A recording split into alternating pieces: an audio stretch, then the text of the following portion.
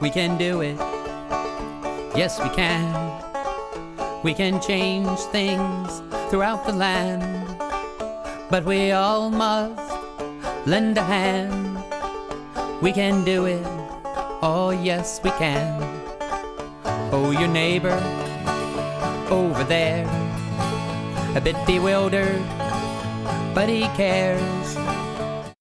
Welcome to Changing Our World. I'm Linda Weltner, and today you're going to meet a couple, one of whom you may have met in another setting. Ann Lucas, you might have seen her singing Irving Berlin songs at the Firehouse or gone to some of the plays that she's written there. She's a former professor in the theater department at Salem State University now. Yeah. And her husband, Stuart Cohen, who is a writer and a photographer. He's done a series of Marblehead at the Millennium. But we're not going to talk about that today. We're going to talk about how they met 30 years ago, which actually is relevant to changing the world. We met at a party through people who had taken this program. I was teaching a Technologies for Creating program. And a friend of mine in New York had a birthday, had a party, and showed up. There you go. So then how did you, but I thought... Well, I became interested in this from meeting Stuart and these other people. So I took the teacher training course as well, and that's where I met Dr. Musheshe, who was one of the founders of URDT, the Ugandan Rural Development Training that we've been so involved with for the last 30 years. What is this technology for creativity?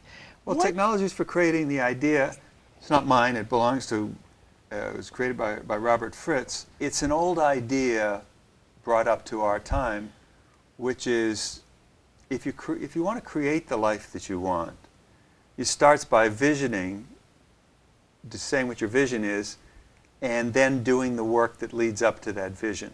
So it's not a problem-solving approach, and as we talk about URDT, we'll talk more about we're not here to solve our problems, we're here to create what we want. In the political process today, so much of like in the presidential thing, it's all about how can we solve all these problems we have, and we go around saying we don't have any politicians with a vision. In politics, it's easy to talk about the negative, how we're going to get rid of the negative. Or respond to negative things in our life. Yeah, how are we going to fight the bad? And this is not a responsive approach. This is a, from the all possibility or from nothing, what do you want to create? Not taking into consideration what you can have, but what you truly want to have. Not cutting down your vision to the level of, well, I believe this is possible. So you actually throw possibility a little bit out the window and allow yourself the freedom to create whatever you want. And that is a whole different way of thinking that fundamentally changes how people conceive of their futures and their lives. I think that we dream and limit ourselves by, oh, well, that is impossible, and then so we dream within the box. Yes. And that certainly is part of what, in this course, they try to defeat. And I certainly found when I was teaching it that that was a problem for people. It took them a long time to actually open themselves to thinking anything I want, because usually, I agree with you, I think usually people don't want to hurt themselves. They don't want the pain of failing, even knowing what they truly want, because they think they can't have it, so if I even think that I want it, it's going to hurt me. Right. But this was a way of opening that doorway and empowering people to create that, just that, what they truly want. So the first step is to set aside all the mental blocks and obstacles you set up for yourself. And then once you have come up with this wild dream that was beyond what you had been imagining, what are the steps to creating it then? Well, you don't have to set things aside. That's a precondition. What you say is, what do you want? What do you want to create in the world? In your world and in your bigger world. All right, so say, do you remember what you came up with? Lots of things all the time. Well, then how do you go about implementing it between when you just decide you want it and figure out how to have it happen? Well, it takes a little bit of imagination to start with. So you imagine how you want to create things. Create the vision, remind yourself of the vision and see what intermediary steps are necessary. It's a whole process. We can't really get into the whole process here, but it's something that people do automatically all the time. This is just teaching people how to do it specifically. So you both taught this process? We did. So you have that primary goal, and then you do talk about, well, what are the secondary goals to make that primary goal come true, and you help people to refine what those steps might be. Something that I think when we started teaching it 30 years ago was revolutionary, and now it's very much in the culture. This whole idea of using your creativity, imagining an outcome, I think it's really changed. I think it has already come into the world in a big way in many aspects. Now, and you were in a class with this guy named Musheshe. Dr. Musheshe, he was in the teacher training class with me, as were two other Africans who were brought here by a couple who had the idea that the creative approach would be much more powerful in actually changing people's lives in Africa than the problem-solving approach, which was always the way that development had been approached in the past. So this couple from the Peace Corps had decided they wanted to help Uganda, and they brought these people They wanted to do here. something in Africa. They got involved with an African at a conference, and they started to generate this. And what they realized that the first thing they needed to do was to train people. That you couldn't go there and do that for them. You need to train people about how to think about doing what they want to do so that they'd be the generators of it, rather than having an outside agency solving their problems. They brought Musheshe to the U.S. to study this? To take some classes, right. To take some training. Musheshe and others to take some training, right. You said that they felt that the Africans didn't really have this vision of how to go from here to there? If you've been to Africa, outside of the cities anyway, Africa is a stunning, a wonderful place. But most rural Africans are ignorant. They don't know.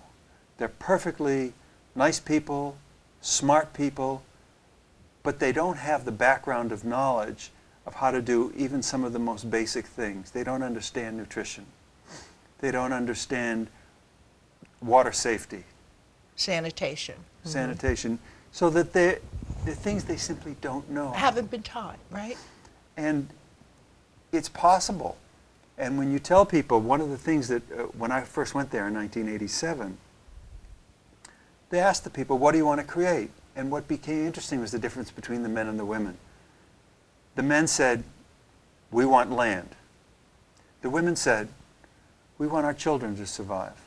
So they found that teaching the women was more empowering because they could actually teach them how to do that. They could actually teach them. There's a common disease in Africa called kwashiorkor, which is protein deficiency. In Africa, it's known as second child disease, because when the second child is born, the first child goes off the breast and starts eating starchy food. No protein. Children get sick and die. And they didn't understand that. That's what I mean. They simply don't know. So it's really easy to open those windows, because once you open the windows to knowledge and health and all those things, people are hungry for it. You gave me an example, Anne, of how somebody came in and built a sanitation department and they stole the bricks. This is one of the stories from Han and Silvana that The Peace Corps couple. well, I think it was the UN actually, but that they were in development work, and they would find when they went into these rural areas and they would build a latrine, or they would put bricks around the water so it would be, Kept separate. Yeah. That when they came back in a few years, everything had been dismantled and the people had used the bricks for houses and other projects. And when they said, why did you do this? They said, because it was yours. Because they thought that the latrine was for the white people. They thought that there was no connection between the people who lived there, their understanding of why. So that's why they wanted to do it this way, because if your goal is that you want your children to live, and a secondary goal is clean water, then you're not going to let this water get dirty because you want your children to live. You know why. If you want your children to live and you're planting soybeans, you're not just doing it because the aid workers want to eat soybeans. You're doing it because this will be a protein source for your child, so they will live. So that all these things connected to that higher goal meant that the people did the work themselves. It wasn't that aid workers came in and built it. They you know, Dr. Musheshe and the team didn't give them things. They taught them how to do things. So they owned it themselves. Okay, you were in a small group in this leadership program with Dr. Musheshe. Yes. And you said he came up with an idea and you just shook your head. I certainly did, because I thought his vision of how he was going to use this to really change the world, it just seemed too grandiose to me. It seemed, and I did, at the time I really thought, oh, come on. And now He just said, I'm going to transform. right, rural Africa through this technology, through teaching them how to create. And it seemed like, ridiculous at the time. URDT has established a number of institutions to train the women, but very fundamentally to develop and awaken the leadership that is resident in women. Hence our motto, awakening the sleeping genius. It is not something you plant into them. It is something that is already there. And that's why we have one of the creative girls' school where we have two-generation approach to education, educating the children and educating their parents to enable them to create partnership as they work towards the transformation of the household. We have a university for women who are going to specialize in rural technology so that they can mobilize fellow women and men to use the visionary approach to development. We have helped women folks in this area to create microfinance institutions. Actually, one of the first women's bank in western Uganda. It strikes me so much about this steps toward the vision that I was asking about is so important, because you want your children to live, but if you don't know about sanitation or nutrition, you can't fill in those intermediate That's right. steps. And often in rural Africa, they don't know that. Right. They just don't know. So what did Musheshe do when he went back? Well, he and this organization, it's called the Uganda Rural Development and Training Program, Okay. URDT. They went back and they started to teach people things, how to do basic things, how to grow plants, why it's important to eat vegetables. The staple food is something called matoke, which is a steamed mush of bananas, a particular kind of banana. Yeah, fills you, but not that good. Yeah. So they taught them to grow tomatoes, they taught them to grow beans, they taught them to grow many things. So they also taught them how to grow things for market. When I went there, there was a man who had a big pineapple plantation. He was selling his pineapples. So he was learning how to do this. These are skills, but they didn't give them the answer. They gave them some knowledge and some encouragement, but they had to do it themselves. So are we talking about Uganda, Idi Amin, and that terrible Obote, dictatorship? yes. How did he get this off the ground? Well, this is actually after. When I got there, it was in 1987, Idi Amin had been deposed by the man he had deposed, which was Milton Obote, both of whom were cruel and murderous. There was a revolution coming out of the bush led by Yoweri Museveni, who was still a president. And when I got there, Museveni was the president. It was still not a very safe place, but it was getting better and has continued to get better. And he supported Musheshe's... He does. Yes. They have met. They know each other. They were both in the torture hotel at this. Yeah, I mean, they didn't meet each other there, but Museveni was a student leader, and Musheshe was also in college at the time, and they both were the rare people who survived the torture hotel. Which means they had been held prisoner. They had been held prisoner and tortured. The government supported his project? Well, in that way that after Stuart was there, Dr. Musheshe was given this grant of land in far western Uganda in the Kabale district near Kagadi, and it is on the border of the Congo. It's called the Forgotten Districts. Musheshe even calls it the Wild, Wild West. There are no paved roads. They're all rutted, unbelievably dusty. Electricity has only recently come there and only goes to very limited places. And teachers, education, schools? There was nothing there except for some religious organizations have planted schools all over Africa. Right. So there would be, a Catholic school, perhaps a Methodist school.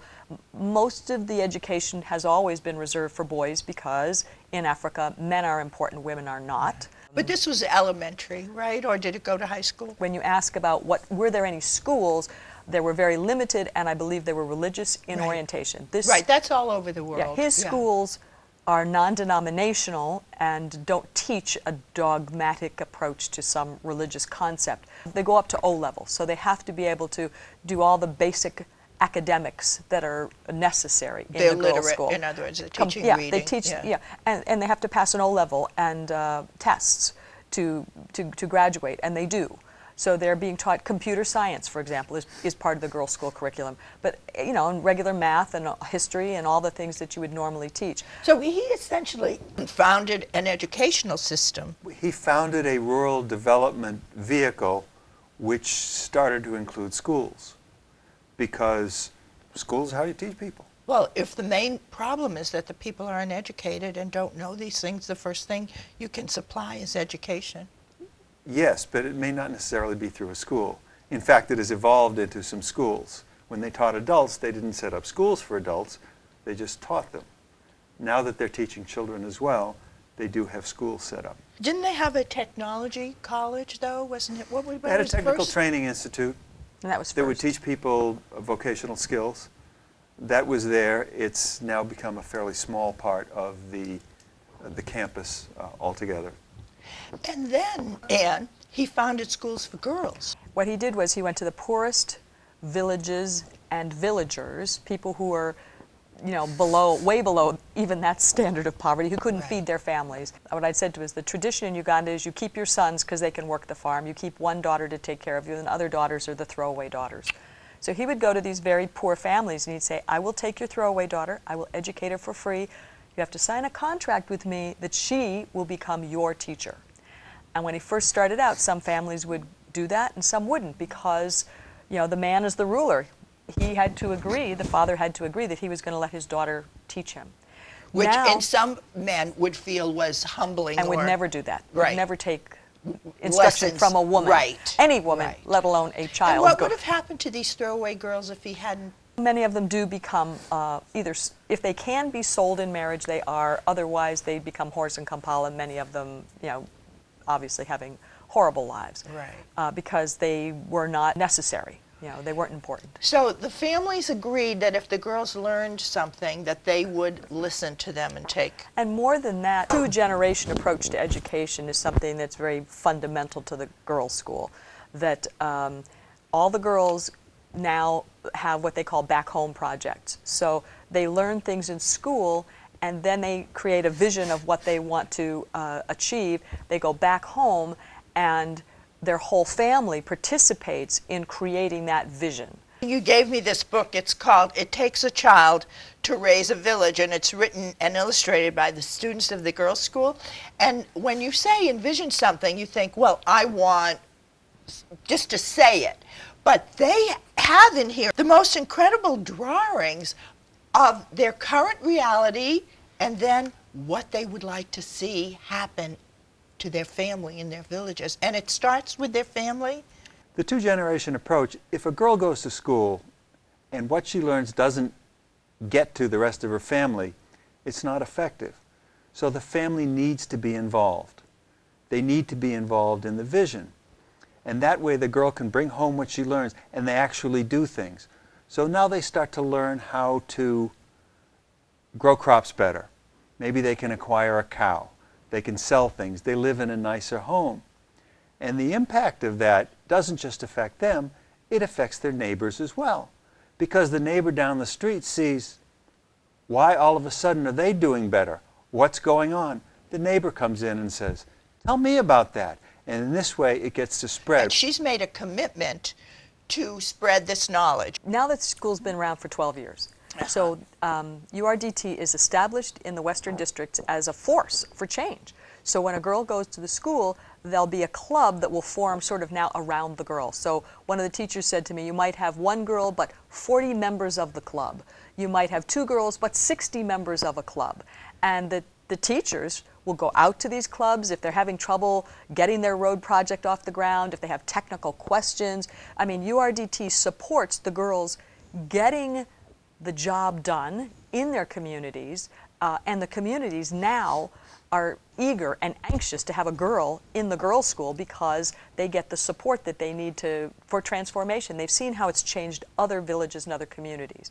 What I think is interesting is they didn't have to wait until the girls graduated at 18, so we've got 12 years where nobody learns and everything. Every year they went back and they passed on their knowledge. They have a 3-month vacation, and during that time they're there to get stuff done, and the rest of the year they're boarding at the school. They have a project, right? Yes. That's part of it, is to envision what they can accomplish over the vacation. Yes. If you can picture this, we think of school as we send our kids to school so they're going to be able to go and do something and Right. there. But this is a different Or model. to earn a living, really. A child goes to school, a child comes home and says, Mom, Dad, I learned how we can grow so-and-so. I learned how we can make bricks. So now we're all going to make bricks together so we can build a nicer house. So the school's impact isn't out there in the child's future. School's Right. impact is in In the the U.S., family we don't today. get that much advantage from our children's education. Well, and also because we know a lot of Oh, we're what already they're being right, educated right. in. In Africa, they don't. But wouldn't it be good if we could use this with immigrant families, use this model so that we could do it in the U.S. The kids where families don't speak Spanish, they were taught how to pass that information on. It's a wonderful model. There's a lot of ways I think it can impact. I mean, one of the quotes in that book that I had talked to you about was talking about, a huge problem throughout the world is that children drop out of school. And they drop out of school because their family They needs need the them to money. earn an income. Right. The families don't think education is going to help. And in this particular case, if the person is in school, the family makes more money, has a better lifestyle while the child is in school. So the advantage to the child staying in school, they get full support from their family because the whole lifestyle is raised, whereas in most other cultures, they're saying, I can't afford to have my child in school because I need that money in my pocket now. They started a radio station. That may not seem like much, but in an area where transportation is very difficult, most people don't have vehicles, the roads are terribly rutted, this radio station has reached some 2 million people in western Uganda. And it's educational, part of it. It's educational, it's informative, and it allows people removed from the school to get ideas. Then they form the clubs to do things to develop themselves that they could not have known otherwise. Tremendous impact, the radio station in that whole area. And speaking about African Rural University, the only university in Africa for women. And what he's done is he's trained women to do what Musheshe did, go into villages and teach this technology for creating as well as the skills. So he's had 17 graduates, they've already gone out into villages, and they're saying that over 100,000 people have been impacted by these 17 girls. So as each class graduates from the African Rural University, this, as Stuart says, epicenter project, that's the idea of all the girls going out, being supported by the home ship, the mother university, will be impacting all these different villages. So one girl for each village, and as the number of graduates grow, then one of the teachers, when I spoke to him, said, yes, we will transform this area of Uganda. Then we will transform all of Uganda. And who knows, he said, perhaps the world. I saw in the mission statement, truly functional education. What an idea. What a brand new idea. It's so great. You've been both to Uganda recently. You took your daughters. And Stuart, that was your second trip. Mm-hmm. So what have you been able to do while you're here in Marblehead? We did have a fundraiser at our house, which was very nice. And people, because every dollar goes so far, and the money in the American wing is called the African Food and Peace Project. It doesn't have any corporate headquarters. It's run out of a woman's home. There's no overhead. So every dollar you give, actually, if you give $25, a girl gets a school uniform. She does. So we encouraged our friends, and many of them did give generously. Dr. Musheshe was here, and Stuart introduced him to President Mazurvi at Salem State University, and they are in conversation about how the two universities, how ARU, the African Rural University for Women, could interact with Salem State University. So, we came back very enthusiastic. We've always been enthusiastic. So this is an instance where you don't have to go and do it yourself. where staying at home and giving money and being in close connection so that you know where your money is going, you know what's happening, and if you want to go to Uganda, they'll take care of you when you get there, right? They will. You people as fundraisers are able to take this program and you're like the foundation underneath it, right? Part of the foundation. Well, Linda, the way I think of this in my heart is everybody, all of us want to do something wonderful in the world. Right. If you ask people, what would you want in the world? Make a list. Somewhere on that list is going to be world peace, the end of hunger, or something like that. Right. Here is a way that we can participate in that indirectly through our contributions in a way that's leveraged so enormously because money goes so far, yeah. and in a model that is scalable for East Africa and any place in the poor world. So for me, it's a way to change the world and my little piece of it through my involvement. And yes, there are many things we could do, but giving money really is what we can do. And feel connected, too, to another part of the world. You're here in Marblehead, but in a part of your brain, there's your place in Uganda. Yeah, it's not just feel connected, it's actually be connected to something larger than ourselves, which is what's satisfying. So if somebody wanted to contribute to this, there is a website. Which is called what? .net. URDT. URDT.net. N-E-T. And now it's got a lot of information about the mission, about all of the schools on the campus, about the organic farming that they're teaching there, about, all And are you going to have another fundraiser? We are hoping the beginning of November that we'd like to have another one on the North Shore.